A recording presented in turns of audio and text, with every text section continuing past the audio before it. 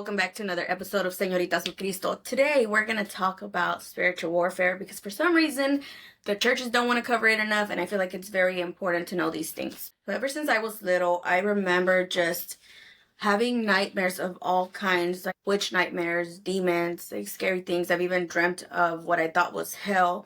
I've dreamt of just evil things my whole life. Now, the way that I would stop or wake up from these dreams is saying El Padre Nuestro, because we did grow up Catholic. So I knew of Jesus. I just didn't have a relationship with him, but I did know, Heavenly Father, hallowed be thy name, thy kingdom come, thy will be done, in Spanish, of course. So for some reason, I would try to say this prayer when I was asleep, and it wouldn't work. I would just start all over until I could remember again. And then once I would completely say it, I would wake up. Another thing that I would do as a kid is astral projection. That's what I know of that it's called now. This comes through bloodline. If you have not seen my testimony, I do talk about that a bit. So ever since I was a kid, I would, like, my soul would leave my body and I would just wander around. It first started off like learning how to control it, because I would see my parents, I would see the room, and I would want to get out. So it was hard because I'm like, well, in my head, I was still conscious. I would be like, well, if I'm a ghost, shouldn't I be able to just go through stuff? But no, it didn't work that way at first. I would try to open the doorknob from our parents' room because we all slept in one room, and I wouldn't be able to open it. So I finally learned how to. I even learned how to open the front door because, the front door has like the top locks. So I learned how to open them because I would always try to fly through, like go through the walls, and I would just fall back, and I'm like, oh, whatever. So in the middle of the night, it happened multiple times. I would do this quite often. I would just roam around the streets. I was like, ooh, how cool would it be if I learned how to fly? So I would just like run, and then I would fall because just go back to my feet because I couldn't. And I would even think like, okay, I got to be careful if cars come by because I don't want to be run over. How do I know these things? I was still mindful ghost, I guess you could say. No, I'm just kidding. So I learned how to eventually go through people's houses. Like, I was so nosy. I remember being a little kid and going through our neighbors' houses. One thing I didn't do, I never left the little block where we used to live. Never left. I would try to, and sometimes I did, but not too far. I would always just come back because I'm like, no, I'm gonna get lost. That's one thing that I did know, and which was very weird. If y'all don't believe in the spiritual realm, y'all should watch testimonies of people who are witches, warlocks, and were Satanists. They could tell you all these things. As I grew older, nightmares were still there. I just kind of learned how to live with them. And then fast forward, I was still living in sin. I was partying. At this time, I was already old. I was over 20, drinking, doing all that stuff that I was not supposed to be doing. And I can't remember the exact year, but I know that it was either 2017 or 2018, one of those two, where I almost got possessed. It was at 3:33 a.m. and I know because I woke up within those 3 minutes. And usually I was just sleeping, but not sleeping where I could see the room. My soul was still in, but I was just like that. And then I just saw my husband was laying down with me on the right hand side, and on the wall the wall was right there. On the right hand side, I saw a big black shadow. I couldn't see a face. I just saw red eyes, but it looked so scary, and it felt scary. And the movies like that, evil, haha, that's what I felt. And then boom, it went inside me, and I was like, oh, I was freaking out. I guess my husband felt me freaking out. My dog was going crazy because he was he sleeps with us. And my husband turned on the lights, and he's like, it's okay, it's just a nightmare, it's okay. But this didn't feel like a nightmare. Remember, I've been dealing with these dreams since I was a kid. So I was like freaking out. I didn't know what to do. And my husband was like, it's fine. He just hugged me really tight. He's like, you need to go to sleep because you have to work in the morning. We both had to work in the morning. So I was like, okay, let me try to sleep. And eventually I ended up falling asleep, but then I woke up and I just was not feeling myself. It was just weird the whole day. I still went to work. I was just numb, like a zombie. I couldn't feel myself. I felt like the full me was leaving, but it wasn't coming back. That's the easiest way that I could describe it because I can't really describe it any other way. I called my mom during my lunch break shaking because I couldn't even talk. And I told her what happened, and I was crying because I was scared. And she told me that we have a tia, my aunt. She's a prayer warrior. She's like, hey, you need to tell her to go to to do a limpia, which she uses holy water, she prays, and she uses eggs and some other stuff. And I'm like, okay, I don't know who called what, because again, my mind wasn't fully there.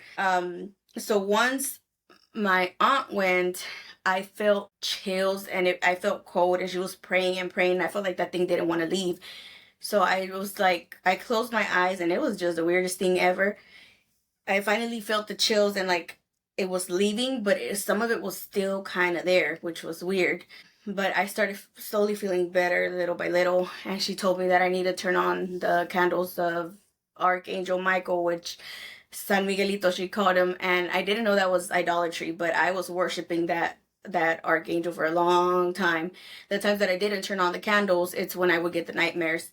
Now, fast forward to 2019 is when we bought our house, and I felt like that thing was coming back. I saw the shadow, and my husband was at work at the time, and I saw it behind me, and we have a little hallway, and it was following me, like not letting go, like getting closer to me. And at this time, like I just kind of forgot about the candles. I forgot about God, like, still living in sin. And I had to call my husband because I'm like, that thing's here again. Like I felt it, like it was about to jump back in me. Now I missed something. When my husband was hugging me, the time that I almost got possessed, he actually said that he felt like something was pushing him away, and he's a big boy, so I'm like, something evil was there. But so that's what happened there. And then ever since then, the nightmares still kept happening. Again, I thought it was normal. 2020 through 2022, I believe, or 2020, beginning of 2023, something like that. I can't remember timelines, but that's when I started getting heavily into my spirituality. I would do meditation. I started controlling more traveling or astral projection because I started figuring more about it. I started my mediumship, and mind you, at this time, I didn't know that it was all connected with my family bloodline. Like, I just started doing it, and I would always have dreams of people. I would see people, like, crime scenes and stuff, and there was this one time, I even still have the TikTok, but I'm not gonna show anyone or anything, where I saw a crime scene that was very big on the news before it even happened, before it even, not happened, but before it was even on the news or social media. And I was trying to Google who this person was, and I couldn't find anything. I'm like, okay, whatever. Like, I can't find anything. What do I do? So this would happen a lot, where I would see cases, I would see things, to the point where I actually would reach out to people and be like, hey, I have a message for you from your family member that passed away. And all those things are evil spirits, by the way. Those are all evil spirits. And I thought I was doing something, people were encouraging me, like, you could be big, because there's certain people that do mediumship, and, they do celebrity stuff. And I'm like, yeah, whatever. So then I started reading my Bible, and just reading it, that's why you have to study it, because if you read it, you're just going to read it. You're just going to, I was still doing mediumship. I was still drinking. I was still like, one foot in, one foot out. I didn't want to leave my worldly ways behind, but I was still reading the Bible.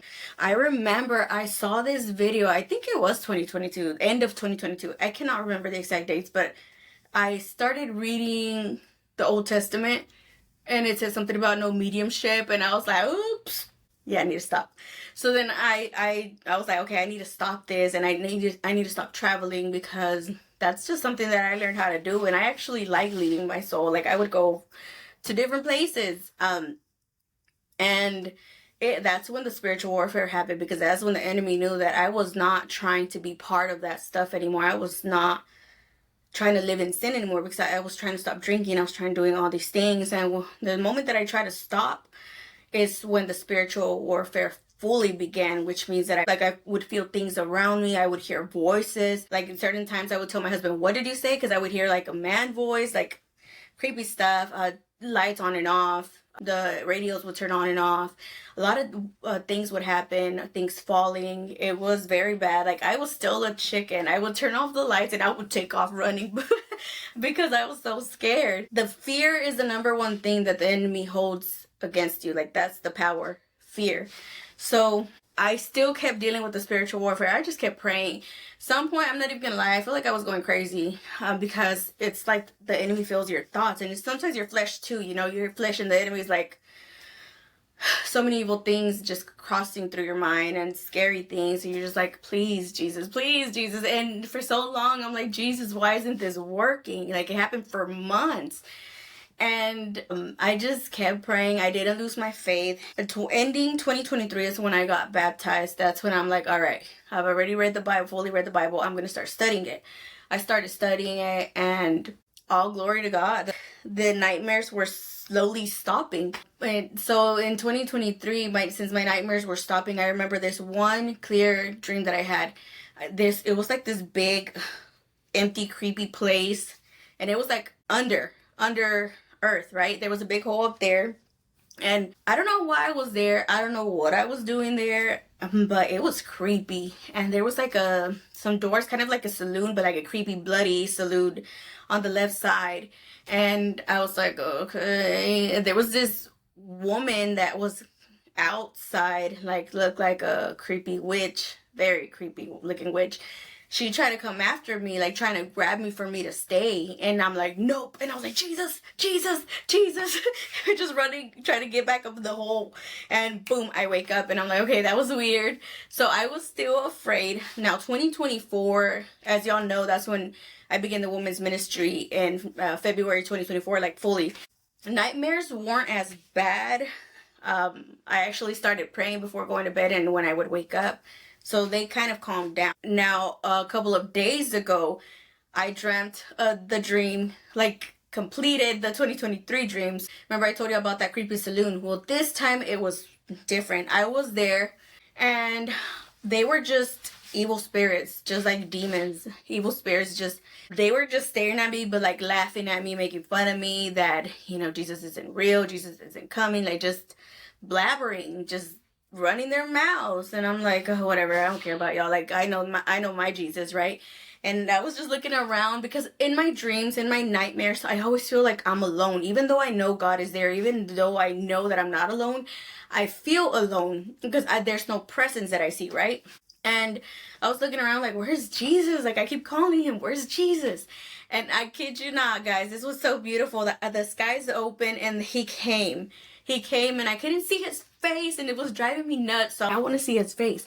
But what Jesus did, he's like, he doesn't talk, but it's like you could understand him. Like he showed me, like, hold my hand, we're going inside the saloon. And I'm like, okay. So I start walking with him, holding his hand, and then we sit in a booth on the left side, and he sits right next to me, and all the demons start surrounding, and I turn around because I'm like, well, I'm not alone, I got Jesus. And then boom, he ghosted me, and I'm like, I'm here alone with all these demons. So I left it at that, and I'm like, okay, I'm just gonna close my eyes, I'm just gonna pray, I have authority, right? And they were still making fun of me, like, oh, where is he? Mind you, I've had dreams where the devil was like, well, where's your God? Where's your God? And I'm just like, he's here. So this time it was a little bit similar, except that the demons were all like, well, where is he? Where is he? Ha ha ha, laughing, and just like ugly and creepy looking, kind of like Halloween time, those scary movies, like creepy. And I think that they try to intimidate you because, again, the fear is what they hold. But they don't know that Jesus has the key to the gates of hell. That one creepy woman that I dreamt 2023, she was there. And she just, like, the movies where they just yank out their heads and they hold their heads because, like, it's like a cartoon, but it's really not. That one was ugly looking, and she took out her head, like, trying to scare me. And this time, mind you, I'm very small. Even in my dream, I'm super tiny. So I pushed her away, and I'm like, I'm not scared of you. And I said something about Jesus, like, he's with me, Jesus is my father. I can't remember what I said, and I walked out of the saloon. As soon as I walked out, boom, I wake up. And I took it as now, like, Jesus gives us all authority. He talks about it in the Bible. It's just that people don't read and study it. He talks about how we have authority to do things that he could do here while he was on earth with the Holy Spirit that he left behind. We have the authority. Put your God armor on. It talks about it in the book of Ephesians. Paul talks about that. Like, you have to put your God armor on.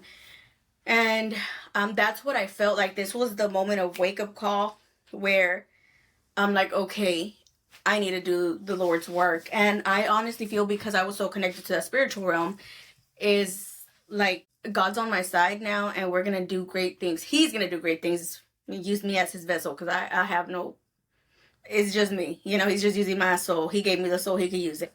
But that's how I took it. And the reason why I said that it was like the the spiritual realm, how I was so connected, it's because my mom's uncle used to do that. He was very well known in Mexico.